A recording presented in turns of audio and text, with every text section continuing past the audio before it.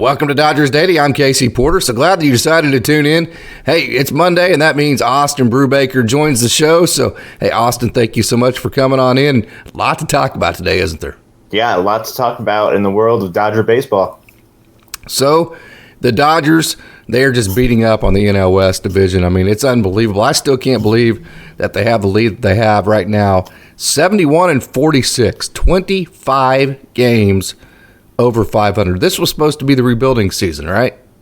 Yeah, no, this year was supposed to be the year where we're going to see a little bit of struggle from the Dodgers as far as their competition with the NL West, or at least that was the perception going into this season, knowing that they had a bunch of younger guys coming in, knowing that they didn't make the biggest of additions during the offseason. But that has not played out over the course of the season. And I remember going back to middle of July leading into the All-Star break, talking about those games that the Dodgers needed to win just to get on a roll, and the NL West just being so tight. Now we're about a month later from that, and the Dodgers are starting to build a very, very solid lead in the NL West. They're taking advantage of a lot of the competition that they're playing against, and they're playing some incredibly good baseball since the All-Star break, since the trade deadline.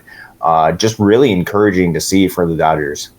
I think some of that is the fact that the Giants have not been playing as well lately. The D-backs are in free fall. The Padres are the Padres, so I think that is some of it. I also think, though, that most of it is the fact that the trade deadline acquisitions have been nothing but positives for this team, and you added that to a team who already has just had a next man up mentality all year. Yeah, and I think that mentality that they built up with the competition that they've had to deal with early in the season, some of the adversity they've had to overcome, has really helped this team. And then you add in a couple of new faces that have just took off in a new environment, an environment they perhaps feel more comfortable in an environment that they're set up to succeed. You're starting to see all of these pieces come together into the team that the front office, that the Dodgers think can win a World Series this season. It's amazing what the environment can do for players' performances when you put them in a winning environment and a winning culture. They think like winners, and they play like winners. So it's amazing how that works. Okay, 8.5 games over the Giants. That surprises me, I think, as much as anything. But, boy, the D-backs, they are just absolutely in free fall. The Dodgers have a 12.5 game lead over the D-backs. The Padres, 15.5 games. So, really, it's kind of like when you watch a NASCAR race. I don't know if you watch any of that, but most of the time you're not watching who's going to win the race. You're watching all the action like for third and fourth place to see who's going to get the money back there in the pack, because that's where the pack's at. So I think the pack is going to be, it looks like it's shaping up, the pack's going to be for the wild card race. So the Dodgers, it looks like to me right now, as they've kind of formed their roster, I would bet on they're going to run away with this more than I would bet on that it's going to tighten back up. Where would you stand on that? Yeah, that seems to be the way that things are trending. Obviously, you don't want to look that far ahead, get that far ahead of yourself this early and then start losing some of that momentum. You want to continue to grind, to fight like you are only maybe a game ahead of a lot of these teams. You want to get as far ahead as possible, just continuing to build that momentum. But with the way that things are trending for both teams, with the Dodgers surging, with some of these other teams not quite surging as much or just really struggling, it seems that the Dodgers may, in fact, run away with this division, which, I mean, you can't really complain about. No, especially, when you got guys like Michael Busch and Ryan Pepiot and, guys on the farm right now that need playing time. So if you can develop at the major league level, because I think we've talked on ad nauseum, Michael Busch has done everything he can at the AAA level. Ryan Pepiot had 6 perfect innings yesterday, went into the 7th inning. He ended up going scoreless, but he went 6 2/3 innings. He had, I believe, 10 Ks, so a fantastic outing for him. I'll talk more about that on our Down the Farm segment of this show, but there's a lot of guys that could really benefit from the Dodgers being able to incorporate some of these guys with a comfortable lead and being able to do that because they have that lead. Yeah, and I think that'd be really good for a lot of these guys down the stretch. It's getting some of these guys even more experience, just putting these guys in positions that you're going to need them to succeed in for the postseason, trying out a couple different things. If you build up enough of a lead, you're able to have a little bit more flexibility to try some things out, to give some guys some rest, to get yourself in the best position possible, which is why a lot of these games are really important, which is why it was important for the Dodgers to not just win the series against Colorado, but to sweep Colorado. Yeah. Just building up as much of a lead as possible. And, I mean, it really does help the culture of the clubhouse when you're winning games. When you're winning a lot of games, there is a much better feel in the environment for the clubhouse, especially when you're able to beat up on teams that you should be beating up. It's just a really good feeling, really good energy that the Dodgers are having right now. Yeah, actually, the AA manager, Scott Hennessy, I asked him, hey, you're a type of guy that's so competitive, but you're able to make your players so comfortable. How do you have that competitive vibe, but then also able to make them feel comfortable all the time? He said the number one best way to do that is to win.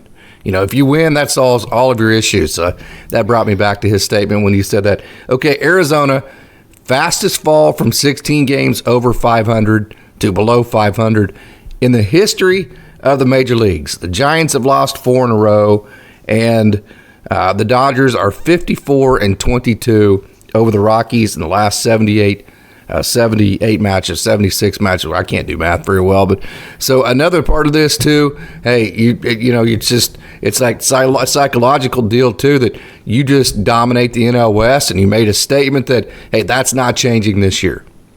Yeah, no, for sure. And I don't think it at this point it's not going to change, especially with a lot of the teams that are behind them. I think with Arizona, they still have a lot of talent on their team. They're just a really young team, and they're going through it right now, and they need to battle just to get out of this. And they don't really have that experience to try to get out of a lot of this free fall, which has been really tough for them. And then with San Francisco, I just don't think they have quite the level of talent that the Dodgers have, and so I think the Dodgers still have the ability to pull away from them. Okay, let's get into yesterday's game, and man, it was a masterpiece. I love the inning where Ahmed Rosario doubled, Kike Hernandez hit the sacrifice fly to move him to third, and then Max Muncy got the base hit. I call that get him on, get him over, get him in. Hey, when the Dodgers can just play a little bit of that type of execution baseball to add to the obviously excellent slugging that they have, if they can just execute a couple of times a game, that becomes an offense that just jumps to the next level, doesn't it? Yeah, for sure. And you're seeing a lot of input, a lot of production for a lot of these new guys, adding some other factors to the Dodgers offense as well. You mentioned adding this type of offense to an offense that already has a lot of slugging, a lot of home run ability. If you're just able to add a little bit more to that, add different aspects of the game, some of those singles, some of those productive outs, getting the runners over, and also some clutch hitting as far as not just swinging for the fences, but also getting that guy in from home with a single. I think that just adds the length to the lineup. It also adds a little bit more consistency to the lineup. Obviously, you still want the slugging. Slugging does correlate well with wins, but you also want, for short-term, short sample sizes, additional ways to win games. That's going to be best for the postseason, which is what we've been talking about for quite a while. You mentioned knocking in the big runs and having clutch hits. The last I checked, this may not have been the last number at the end of the game, but this was like the 8th inning. The Dodgers were 5 for 13 with runners in scoring position. So that's fantastic. 8 players in the lineup had hits, and the Dodgers scored in 5 of the 8 innings. So when you're getting that many people involved, you're scoring that often, you're hitting the baseball that well with runners in scoring position, that's an offense that everybody feels good about. It's not, some days maybe just one guy hit a 3-run homer and you win, like we've seen that with the Dodgers. Yesterday was a complete team effort. Yeah, and you like those wins a lot when everybody's getting involved, when everybody's feeling good offensively, getting hits, providing some sort of production, that can really help your team. That can really help build into the next days. If you're feeling good about where your offensive game is, if you're feeling good about where your swing is, those are some of the most fun wins that you can have as a team because everybody is contributing. Julio Urias, and I beat this horse ad nauseum, and I won't beat it any longer other than to say, hey, his prior two performances, he had gone scoreless. He had been very good. So he'd been building momentum. Now, he did give up the 3 runs yesterday in the 7 innings. He gave it up on a home run, which was frustrating. But by and large, when you look at a lot of the things that Julio Urias did yesterday, it still felt like he was building more momentum towards getting back to the way he was last year in the ace-level type pitcher. I just got the feel that yesterday was an ace-level type pitcher momentum that he created.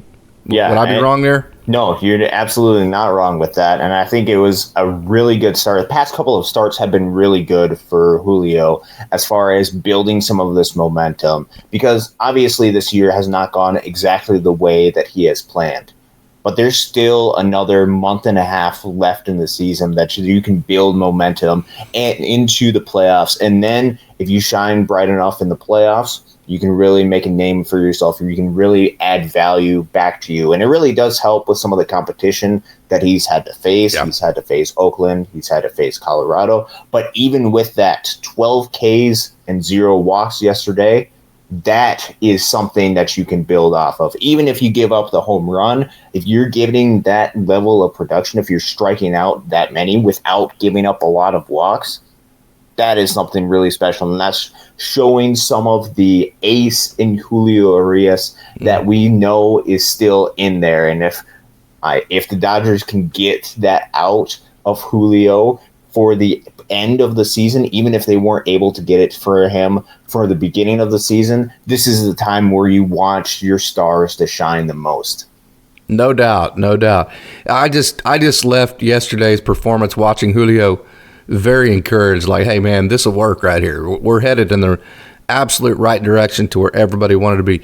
Okay, Miguel Rojas, just watching him hit that home run yesterday, it just watching that was like, how does this guy only have 2 home runs? I mean, his swing is nice. There's power behind it, but just watching Miguel Rojas again, that was exciting to see him to hit the home run, but it just seems like there's so much more in the tank for him. Yeah, it leaves you a little bit frustrated because you want more out of Miguel Rojas, but at the same time, you have to take each one of these moments and you have to appreciate them for what they are. And this was a moment where Miguel Rojas was able to hit for a little bit of power. Obviously, we'd like to see a little bit more of that, but when he does it, you got to be encouraged by it. I didn't realize Ahmed Rosario was so fast. That dude can run. Yeah, he can run a little bit, can't he? Yeah, and when you add him and then you have James Outman, Kike's a good athlete, but, hey, you're adding athletic ability to an already good lineup. So, hey, things are on the up and up. Very exciting to be a Dodgers fan. And I don't think that Dodgers fans are necessarily surprised that the Dodgers are going to win the division. At least it looks like they're going to. I may be jumping way too far ahead. Who knows? I mean, crazier things that could happen. But the way things are going right now, it looks like they're going to win the division. I don't think Dodgers fans would be surprised with that. I think everybody would be surprised that it's shaping up that they're going to win it by as much as they are right now, at least. Yeah, and I think that especially going back just a month or so, building this much of a lead, I think it's a little bit surprising. It shouldn't be surprising with how much this has happened over the past 10 or so years, just the Dodgers' ability. They know what they're doing. They know the type of talent that they have and what they need to get over the top, at least during the regular season. And so this is just more first place Dodgers. No doubt about it. Okay, it's Monday, Austin, so you ready for a mailbag? I sure.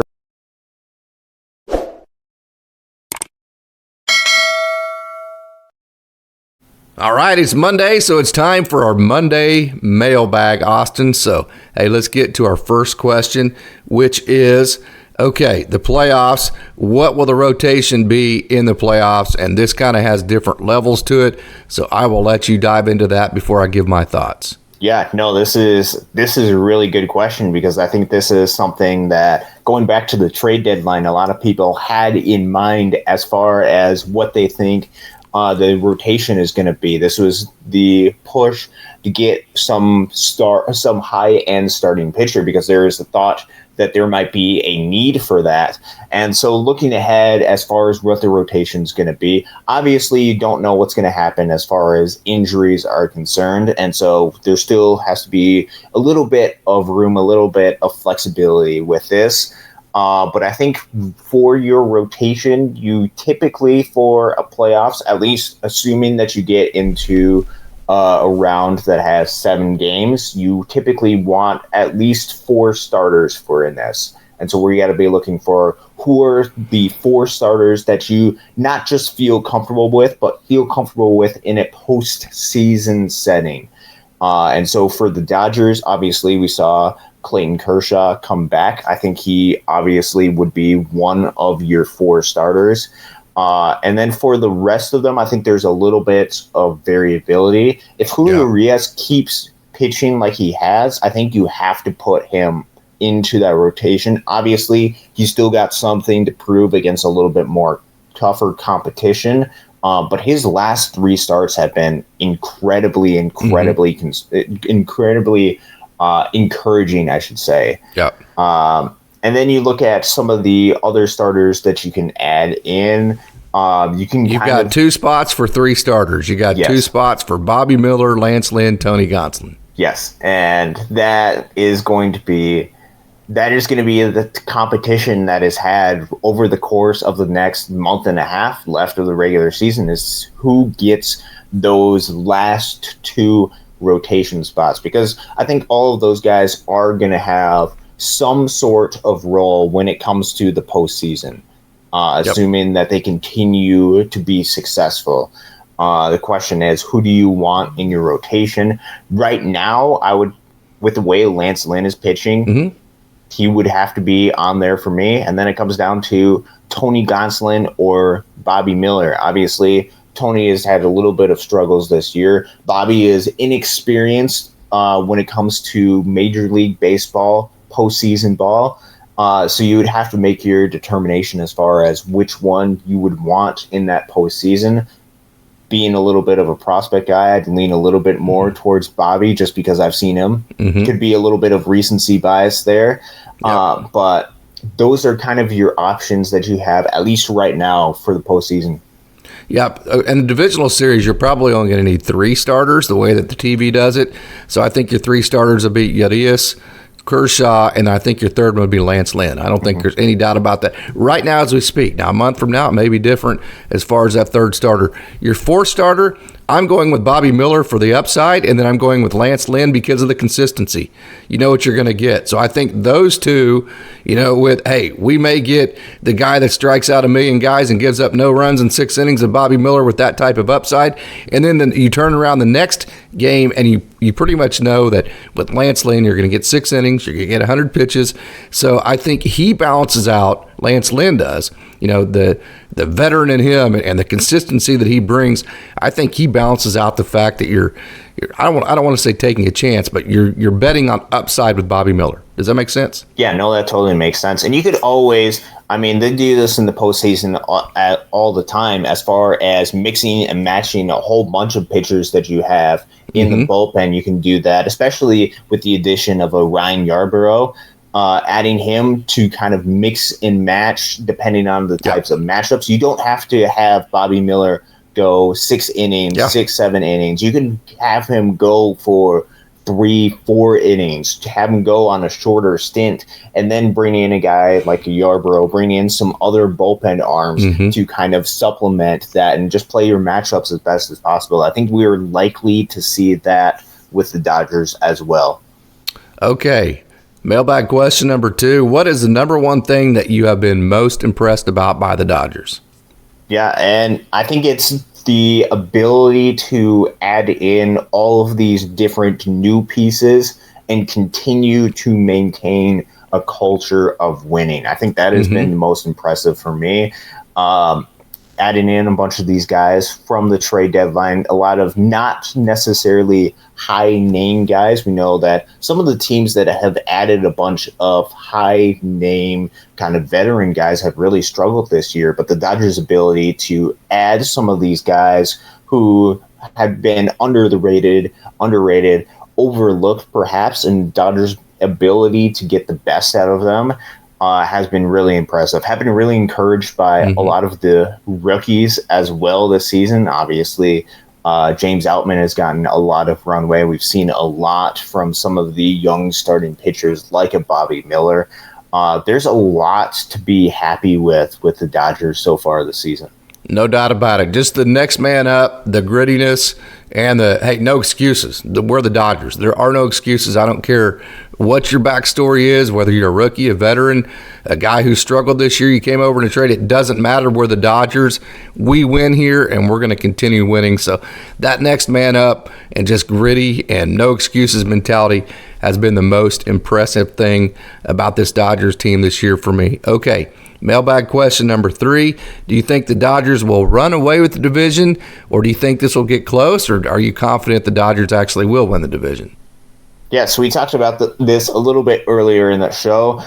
If I had to make a bet, I would make a bet that the Dodgers would run away with this. I think that's the way that things are trending. You obviously don't want to make that determination. It's middle of August. There's still a month and a half left. If you take your foot off the gas pedal, teams will catch up. A team like San Francisco will catch up.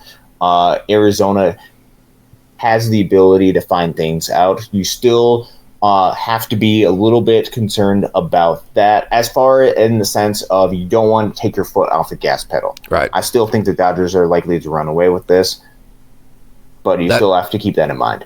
That's where my bet would be. Of course, anything can happen. I mean, the Dodgers could go in free fall too.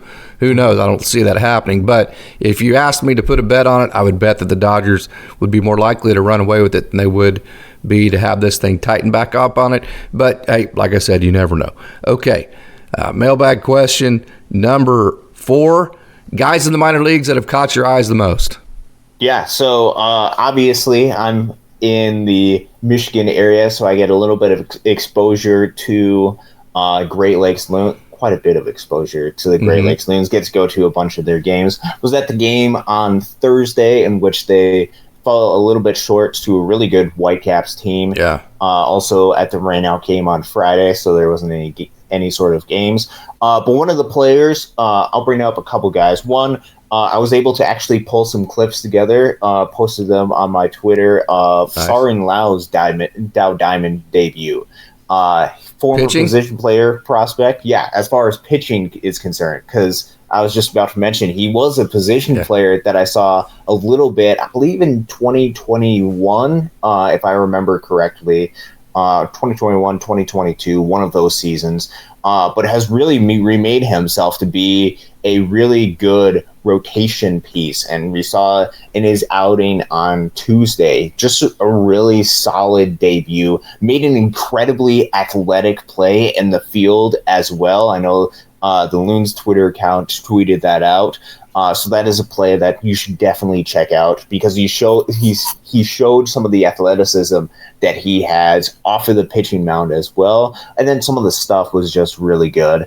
But one of the other guys on the offensive side that you have to be incredibly impressed with, and something that he has put in a ton of work. I know who you're going with. Jakevogel is the guy that you have to be incredibly impressed with. Over the course of his August numbers, I know that you tweeted out about this. In August, he's hitting 389, 405, 667 as far as on-base percentage and slugging. That adds up to a WRC plus of 183 in the month of August. He's walking at 7%, but he's only striking out at 9.5% during this month. 278 ISO. Everything about what he's doing right now is just clicking, which has been really, really encouraging for this guy who has put in a ton of work, has been extremely solid in center field, but has been searching for some answers as far as results are concerned offensively. He's starting to put it together, and he's heating up in a serious way in the month of August. Yeah, no doubt about it. I was going to go there too. Hey, starting with Rancho Cucamonga, I would say keep your eye on Peyton Martin. This dude has a big arm. He has a lot of poise. He has a rock star type mentality. I know he entered the top prospects list. Could see that coming from a mile away. He was just drafted last year out of North Carolina, out of high school. So keep your eye on Peyton Martin. He has really stuck out to me this year. Simon Reed, a catcher / versatile player, left-handed hitter out of Westmont College, and then in the Dallas Fort Worth Metroplex area, he came out of high school from there, and then went to Westmont Junior College and got drafted out of there. So I think those are two guys that have been very impressive to me. Jake Yeloff has been impressive since he got drafted. Very, very impressive. And then at the Tulsa level, the guy that's been the absolute most impressive all year long from start to finish has been Austin Gauthier. So I think those are the guys that I have been the most impressed with. Okay, Ryan Pepiot yesterday, he went 7 innings, scoreless, actually 6 2/3, 6 innings. He went 6 innings perfect. It was a fantastic outing for him. He was throwing his smaller slider type pitch, which, cutter, whatever you want to call it. His fastball was in the zone. He was very good yesterday. So will Ryan Pepiot have a role with the Dodgers down the stretch? I sure hope so, because with what he showed yesterday, that stuff plays, and it was just an absolute dominant performance. You hope that the Dodgers are able to find some sort of role for him as we go down the stretch. And I think there could be a role with him, especially with some innings limits that some of these guys have, with the Dodgers building up enough of the lead that they're able to rest some of these guys, just keep their arms as healthy as possible. Obviously, you don't want to completely stop them and get them completely off track for the postseason, but you still want to provide a little bit of rest for some of these guys, limit some of the wear and tear that these guys have. I think that could be an opening for a guy like a Ryan Pepiot, who, he, with this performance and with what he's done in the minor leagues, just has shown that he needs to have tougher competition at the big league level. I think there could be an opening for him. I don't know exactly what that is, though. Mm-hmm. He's, I mentioned that Ryan Yarbrough is that H-back for the pitching staff. Hey, you could have a left-handed H-back and then a right-handed H-back, right? Ryan Pepiot can be a guy that can give you that spot start if you need to give, Clayton Kershaw needs maybe one start in his rotation off. Ryan Pepiot could fill in there, or he could be a piggyback guy like we've seen Yarbrough do and go 4 or 5 innings as a piggyback starter, or he could be a 1 or 2 inning relief guy like we've seen, we've seen Michael Grove do, or he could be a back end, high end guy too, that on the days that you're not using your number one guns, like I think we'd all agree, your number one guns right now would be Brazier, Gratterall, Kelly. Of course, Kelly's on the IL, and Evan Phillips. When you're on a day when you're not using any of them, he could be a guy that could be a back-end guy for you too. So I think Ryan Pepiot definitely has a role, and that makes it even more important that the Dodgers keep the foot to the pedal so they can keep building this lead, so they can continue to work on those different types of scenarios and defining roles for everybody that can help in the playoffs. So that's where we're at with Ryan Pepiot. Hey, I know you were in Great Lakes this past weekend, so final thoughts on that before we get out of here and we get to the minor league part of this show. Yeah, I was only able to go to one of their games this week, which for me is not a lot of games. Still was able to kind of see a lot of their games, see some of the momentum that they're building up. I know they've been, as far as game result wise, been struggling a little bit just in comparison to the absolute enormous success that they've had. But it's an important week for them. They'll be in Lansing this week, and I'll be at a few of those games as well coming up. Excited to see what they're able to do. Excited to see some of the progress that they're able to continue to have. And some of the new guys that they've been supplementing. Mm-hmm. They've been hurt a little bit offensively, and that's just with a lot of the wear and tear of the season that they've had. They've had a lot of guys go out a little bit. Still have a ton of confidence in this team. Still absolutely love Great Lakes Loons baseball, and excited to see what they're able to do. And they're still in the playoffs no matter what happens in the second half of the division. And I think you mentioned this last time I talked to you. Congratulations, Austin Chubb. He was there last week, and they gave him a big, nice ceremony. Congratulations to the Great Lakes, just the organization itself, Midland, Michigan, that whole area. That crowd Saturday night completely sold out. The crowd yesterday on Sunday was just, I don't know if it was sold out or not, but it looked like it was darn close to it. I know you were there on Friday, so boy, they had a great weekend in Michigan, didn't they? Yeah, no, and Friday would have been a sellout too with the tickets that they had. Obviously, a little bit disappointed with the rain now. But as you mentioned, the town absolutely loves Austin Chubb and what he did for the team in 2021, 2022. He had the opportunity to go back there as Daniel Nava was on vacation for this past week. Let me stop you there. The reason why he was, the Dodgers give each one of their managers 1 week off throughout the season. Isn't that cool? And that last week was Nava's. Yes, and so Austin Chubb, and they kind of knew what they were doing with it, but they sent Austin Chubb out there, and they couldn't have sent a better person out there. He's absolutely beloved in the city, within the organization. He takes the time out of his time to interact with everybody from the bus drivers to everybody on the field. Just a first-class individual, somebody that Midland was lucky to have as their manager, and he's doing great things with the Dodgers organization still. And had him in back-to-back years, which at that level is at least somewhat rare, especially with the Dodgers. Oh, yeah, for sure. And two really good teams, a lot of great players come through, a lot of players who still doing great things with the Dodgers. You're seeing a guy like a James Outman who was under the watch of Chubb. You're seeing Bobby Miller was under his watch. You're seeing some of the guys.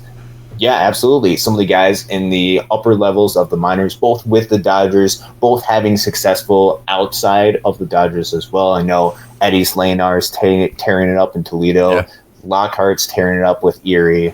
I mean, he's had a huge influence on a lot of different people, a lot of the development of a lot of these high-end prospects, and just excited to see him back in Midland for a week. Yeah, that was awesome. Okay, Austin, thanks for joining. Next time I will see you will be for Dodgers Dogs on Wednesday evening. Sounds good. Thanks for having me. All right, fans, time now to transition to the minor league action over the weekend, so let's not waste more time. Let's get right to it, and let's take a trip down on the farm.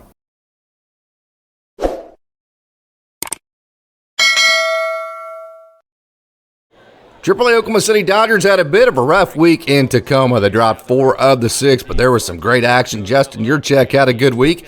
You're seeing right here, Yurchek hit home run number 4 of the season on Friday evening of 2023. He had hits in 5 of his last 6 games at that point. Yurchek is hitting .385 so far in August with a home run, a double, 3 RBIs, and 9 total bases. The young man out of Binghamton that has been on the development list 2 different times this year. He just keeps grinding, and every time he gets a chance, he just keeps hitting. So, Justin Yurchek, good job. Ryan Ward, who I released an interview with yesterday, wonderful young man, did a great job on that interview. If you have not seen that, go ahead and check that out on my Dodgers Daily YouTube page. He's on another heater. Ryan Ward has been absolutely smoking hot. He mentions all the adjustments he made to get, or at the AAA level, to get back to the hitting that he's at right now. He's on a heater, and for the second night in a row on Friday night, he tied the game with a home run. So he tied the game on Thursday with a home run. He tied the game on Friday with a home run.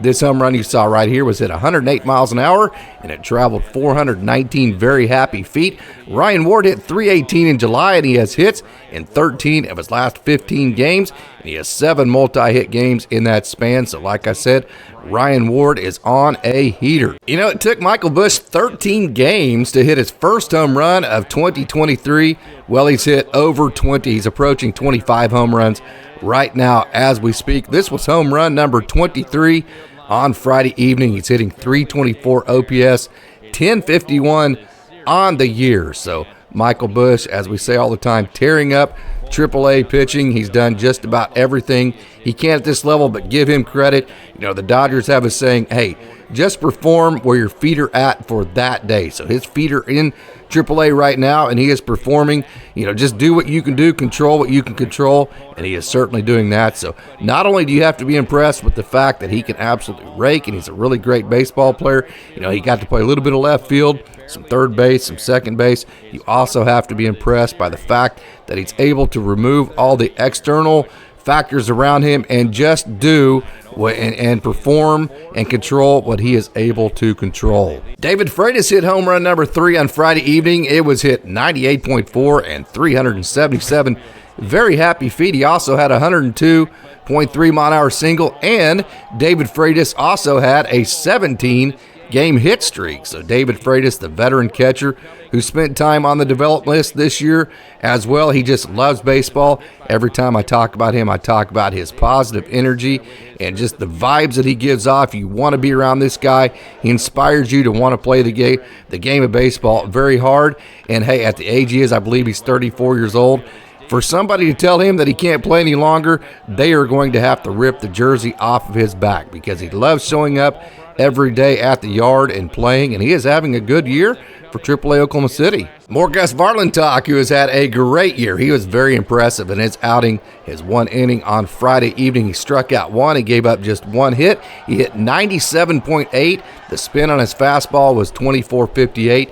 His movement was 13. He had 13 inches of vertical movement, 13 inches of horizontal movement, and his sinker had 34 inches of vertical movement. So, hey, that is a very good combination. That's a good mix. And his cutter had 40 inches of vertical movement. So, not only is Varland heating up the radar gun, he also has great movement, and he's been in the zone. As a matter of fact, his four-seam was in the zone 64% of the time. His sinker and cutter were in the zone 50% of the time. So his stuff is great. The velo is great, and it's in the strike zone. Nothing not to like right now about Miguel Vargas. Bryson Brickman had 2 hits Friday night, including his home run number 2. And Saturday, he had another home run as well. Sunday, actually, he had home run number 3. This home run right here, 97.8, traveled 354. Very happy feet. Brigman has had 2 multi-hit games in a row. He now has 3, because he had another one over the weekend, and he has 3 out of his last 4. Now make that 4 out of his last 6 games. He has multi-hit games, and 8 out of his last 20, with a home run, a double, 3 runs scored, and 12 total bases. So Bryson Brigman has had a great month. Another young man that brings a lot of versatility. He played some shortstop over the weekend, played some left field. He's played mainly second base in his career. So Bryson Brigman has had a really, really, really good season. So, hey, here's actually what it was on Saturday. His average is .314. Like I said, he played some shortstop. Brigman has 3 multi-hit games in a row and 4 in his last 5, and hitting now .387 in August, OPS .973. So Bryson Brigman having a great year. David Dahl hit his 8th home run, 100.3 and 368. Very happy feet on Saturday. Dahl is hitting .318 so far in August. He has 4 home runs, 13 RBIs, 9 runs scored, and 28 total bases. So David Dahl, veteran that the Dodgers picked up just a little bit ago, is hitting the baseball very well for AAA Oklahoma City. Kyle Hurt had his 2nd outing in AAA. Boy, look at that changeup. That is fantastic. And it was a very, very, very good one. There's a good fastball there. And he had another outing where he just had a million different strikeouts. He had 7 strikeouts, gave up just 1 walk, 1 hit, and he went scoreless. And I believe it was his 3 innings in his 2nd Double-A outing. He hit as high as 96.8. He flashed 5 different pitches. His 4-seam fastball was in the zone 61% of the time, and that fastball also had a whiff rate of 80%. His cutter was in the zone 67% of the time. Sinker was in the zone 50% of the time, and he threw 51 pitches, 32 strikes. So that's the thing with Kyle Hurt, is that he has been a strikeout machine this year, and man, when his ball is in the strike zone, his stuff is as good as anybody. We saw that flash in Tacoma over the weekend. So here's that performance from Ryan Pepiot, who threw a perfect 6 innings yesterday. He gave up a hit to start the 7th, so that ended the perfect game, which probably was a good thing, because then if you would have went 7 perfect innings, then you'd been tempted to bring him out in the 8th and the 9th, and he's just coming off the oblique injury, and the last thing you want to do is him to get hurt in a minor league game trying to throw a perfect game. But hey, you're such a competitive human being. That would be your instincts to do that, to let a guy have a perfect game no matter what the level, and he stands to help the Major League team the way he is throwing right now. So perfect 6 innings, gave up the hit to start the 7th inning, went 6.2 scoreless, touched 96.4. He sat 94.3, so the velo was very, very good. The strike zone was good. He threw his fastball, his four-seam in the zone for a strike 60% of the time. He threw his smaller shaped slider. It's listed as a cutter, but it's actually a slider that he makes a little bit smaller. In zone 50% of the time. He threw 90 pitches, 61 strikes, and he has allowed just 3 earned runs in his last 14.2 innings. So good to see Ryan Pepiot pitching well for AAA Oklahoma City. It's that time of year where guys get called up, AA Tulsa. They can use the reinforcement because I'll tell you what, this is the part of the year to where they are just simply struggling. I talk about it all the time, that the one team with all the movement and all the different moves that the Dodgers make, which they make more than any other team in the league. The AA Tulsa Drillers are the team that suffer the most, but they dropped back to 500 on the season. They have been struggling as a team as of late, but it was great to see Kendall Williams, who just recently got promoted to AA, have a dominant outing in his first start, not his first start at AA. But look at that split change, great pitch. But it was his first start at home at One Oak and beautiful downtown Tulsa. He went 6 innings scoreless. Kendall Williams did, and he had 7 strikeouts, no walks, and gave up just 3 hits. Look at that split change. Four-seam was good, plus the split finger was good, and the slider was good as well. So Kendall Williams is making noise, and he's getting closer to being able to help the Major League team at just the AA level. Got to meet and interview this young man, Kevin Gowdy, who was a big deal out of Santa Barbara in 2016, drafted in the second round by the Phillies. He's been with them since. The Dodgers picked him up over the offseason. Big arm, good slider that you just saw, 96, 97. Going to release my feature on him this week, probably Thursday. The interview being released Thursday as well. So the 96, 97 on our fastball. The good slider, he went 2 innings scoreless Friday evening, and Gowdy has gone scoreless in 2 outings in a row and 6 out of his last 8. So the young man, like I said, the Dodgers picked up in the offseason via free agency from the Phillies, pitching well for the AA Tulsa Drillers. What else can you say about Austin Gauthier, who simply is one of the most complete hitters in the game, one of the most well-schooled and fundamental hitters? His oppo percentage that you saw right there, his pull percentage and his center percentage, meaning the times he hits the ball to the middle of the field, are just almost absolutely identical, which is unbelievable as far as being fundamental. And he's just had a tremendous year. So Austin Gauthier, 320 on the year, OPS 944, 29 multi-hit games. I believe he had another one on Sunday, so make that 30. Austin Gauthier, a young man who hasn't come out of nowhere. If you follow Dodgers Daily, this is a young man that I've always been very high on his hit tool. Now that Eddie's Leonard has moved on and is playing very well with another organization, he's gotten a chance to move back to shortstop, and he is absolutely producing. So Austin Gauthier having a great year. Ismael Alcantara, a very talented outfielder that just simply hasn't got the hit tool working the way that he would like the last couple of years. And it's good to see him finally getting on a stretch to show the talent that he has, because he has a world of talent, a great athletic ability. He has a good hit tool, hasn't shown it in the last couple of years. So good, like I said, to see him get hot. He had 2 hits for the Drillers Friday night in the 5-1 win over Amarillo. Alcantara has hits in 3 games in a row in 8 of his last 9, and he's 4 for his last 9. So, like I said, good to see Ismael Alcantara heating up. Emanol Vargas always plays good offense this time of year, and it is no different for 2023. He had 2 hits on Saturday, including home run number 16. Look at that great crowd at One Oak. It was absolutely cram-packed on Saturday night. 3 RBI, and then give them credit because it's been about 105 degrees every day in Oklahoma. Saturday and Sunday were very hot. Okay, so Emanol Vargas had 2 hits, including home run number 16, 3 RBIs on Saturday night for AA Tulsa. He has hits in 4 of his last 5 games, and he has 3 home runs and 10 RBIs so far in August. That actually improved because he had another home run on Sunday. So Emanol Vargas, he is having a very good stretch. Yorbit Vivas got off to the very, very, very hot start to start the season. He has cooled off quite a bit since. As a matter of fact, this last month or 3 weeks has probably been the coolest stretch of the season. So good to see him heat back up. That's typical.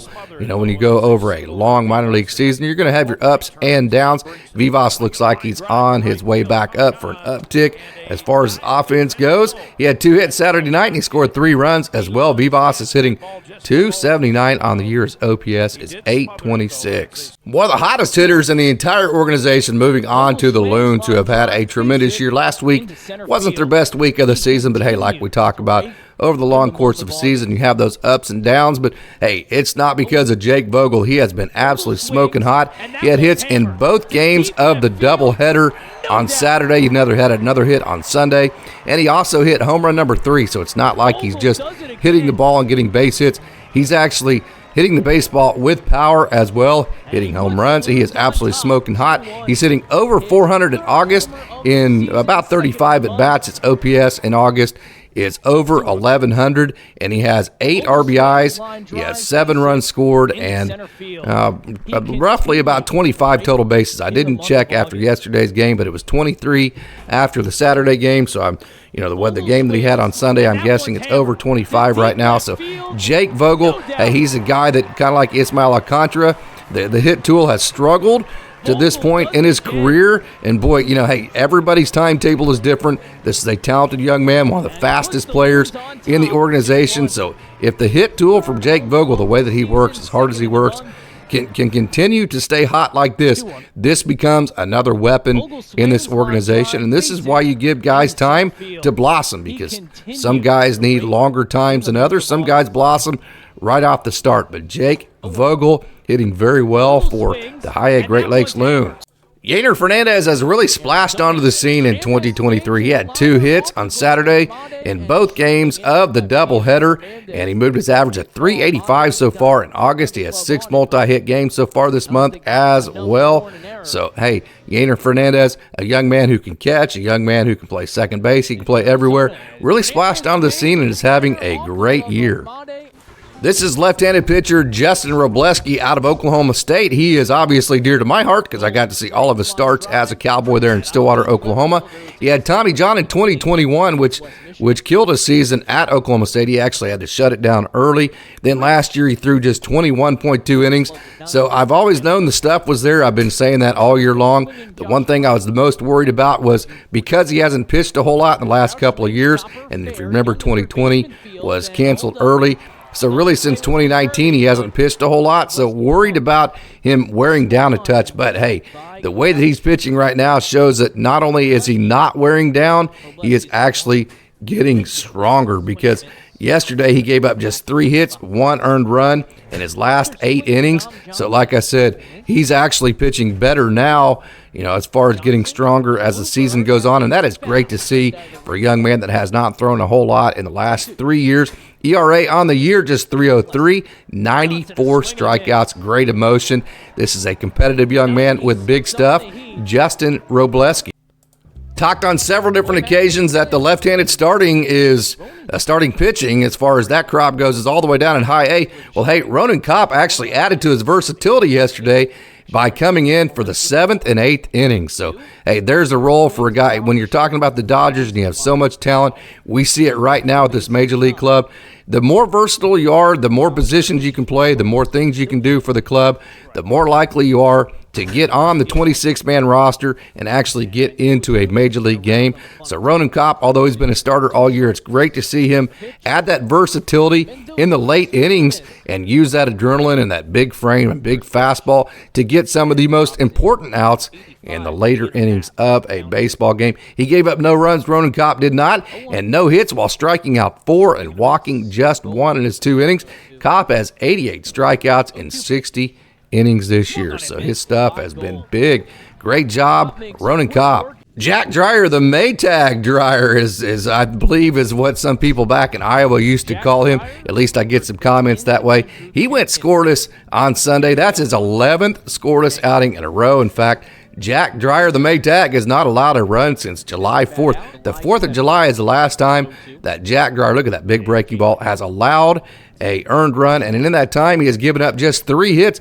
Just 3 hits Jack Dreyer's given up since the 4th of July, and he struck out 26 in 16.1 innings in that stretch. So keep killing it, Jack Dreyer. Rancho had a rough week in Inland as they lost 4 out of 6, but they did win the last 2, including the game yesterday that they won 12-8 over the Inland Empire 66ers. I actually said it right the first time. and they won 12-8 yesterday to move the record to 57-51 on the season. Wilman Diaz has been absolutely on fire. He went 2 for 6 yesterday. He's hitting .349 in the season. Wilman Diaz, .349, OPS 1025. Josuedepaula had a hit. He's hitting .280 on the season. Jake Geloff, boy, he has been very, very impressive. He had 2 hits yesterday and 2 RBIs. He played third base, played some good defense. Thayronliranzo, he had 3 hits yesterday and RBI. Matter of fact, Raynedoncon actually had a home run as well, so we're going to get to him here in a minute. But Thayronliranzo had 3 hits and RBI. He actually walked as well, so he is on base 4 times. Joe Vetrano, he had 2 hits as well. So Geloff and Vetrano, the corner infielders. Vetrano at first, Geloff at third. They have been hitting the baseball very well. Vetrano had 2 hits and 2 RBIs. He's hitting .308 since he came to Rancho Cucamonga. Luis Rodriguez had a couple of hits and 3 RBIs and was on base 3 times as well. Raynedoncon, as I mentioned, hit his 13th home run yesterday. Jose Izada had a hit. He went 1 for 5. And pitching-wise, Jonathan Edwards actually got the start. He's been pitching very well as of late. He went 2 innings, scored us 2 strikeouts, just 1 walk, gave up just 1 hit. The big old tall drink of water out of Georgia Southern, pitching very well. Jonathan Edwards. Gabe Emmett actually got the win to move to 6-6 on the season. He was the piggyback bulk inning pitcher yesterday. He went 4 innings. He gave up 3 runs, and he had a strikeout and 2 walks. 4 hits on the day. Ronaldo Yin, he gave up 3 earned runs yesterday, 2 strikeouts and a walk on 2 hits. And Lorban Reynoso, he got a second save. He went 2 innings, a 2-inning save. Gave up 2 runs. He gave up 2 runs on 3 strikeouts and no walks and 3 hits. So again, the Rancho Cucamonga Quakes, they lost 4 out of 6, but they did win the last 2, and they won yesterday 12-8 to move the record to 57-51.